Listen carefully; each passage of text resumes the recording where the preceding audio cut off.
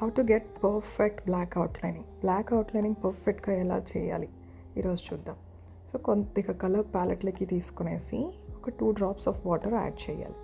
2 drops of water add చేసి బాగా mix చేస్తే ఇలాంటి కన్సిస్టెన్సీ రావాలి. ఈ కన్సిస్టెన్సీ వచ్చాక ఎక్సెస్ కలర్ అంతా ప్యాలెట్లో కొంచెం బ్రష్ని రౌండ్ చేసి తీసేసి ఇలా స్మూత్గా వేస్తే so you will get a perfect outlining. ఇక్కడ మీరు చూసినట్లయితే ఒక్కసారి మాత్రమే నేను బ్రష్లోకి కలర్ లోడ్ చేశాను and it goes like a long way. చాలా లైక్ ఒక ఫెదర్ మొత్తం పెయింట్ చేయగలిగాను ఇక్కడ.